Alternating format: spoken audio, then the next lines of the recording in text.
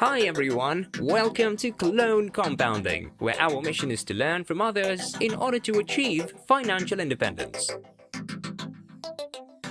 The world of investing is vast and comprises many individuals who have stood the test of time and excelled in it. One such notable individual is Mohnish Pabrai. Not only is he one of the best value investors, but also an impactful philanthropist.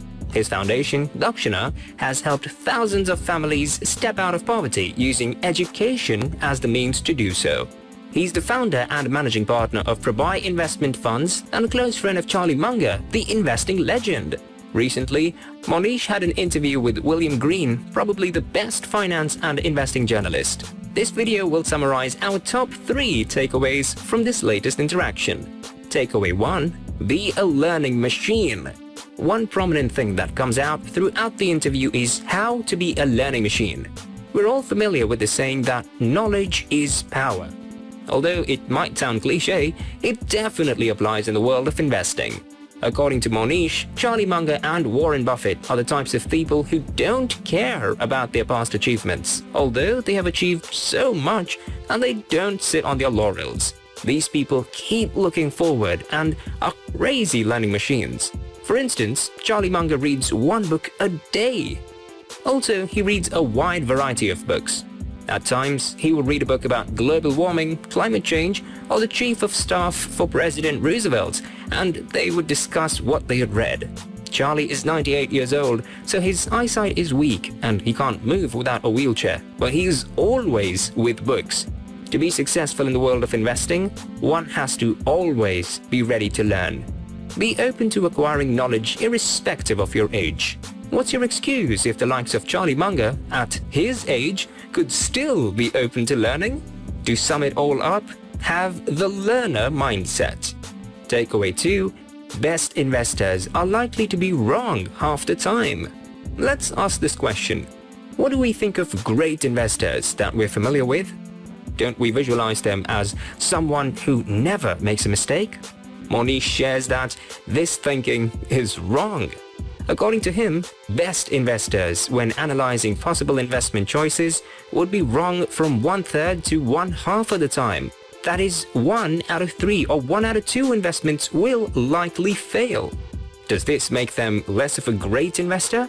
No. Mohnish talks about a valuable lesson John Templeton taught Prem Watsa. He said, if you're wrong half the time, you're going to end up with a tremendous track record. He also explained that one of the things that we have to remember about investing is that the error rate, even for the best investors, is going to be really high. So if you're doing everything right and you're getting a 50% error rate, that is actually not a bad thing. It's not brain surgery. You don't have to be right 99% of the time. He also talks about how overconfidence and greed might take over an investor's brain, and so he suggests having artificial mechanisms to damp things down. This means talking to someone with completely opposite views from yours to serve as a circuit breaker for your investment ideas. Also, having a checklist is a good tool too, as it'll force you to take a proper look at any investment opportunity. Takeaway 3. Best investors control their emotions. The presence of emotions can greatly affect the success of an investor. Best investors don't get swayed by emotions and actually have learned to control it, especially during crazy market times.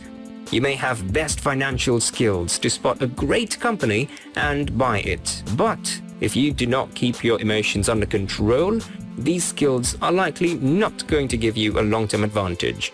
Mohnish and William talked about the importance of staying rational as the world is collapsing around you. According to Mohnish, investors need to be rational and patient.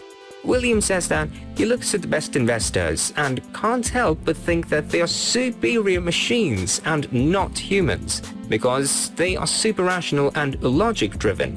On staying rational, William talks about an instance of how Charlie Munger was unemotional when he bought Wells Fargo at the bottom tick in 2009. He had no fear, no anxiety, nothing about it. This unemotional trait can be seen in all of the best investors like Bill Miller, Howard Marks, and Chris Davis. Therefore, To excel in the world of investing, control your emotions. There were many gems in this interview, and we won't be able to do justice. So for now, that's it from us. Let us know your thoughts down in the comment section.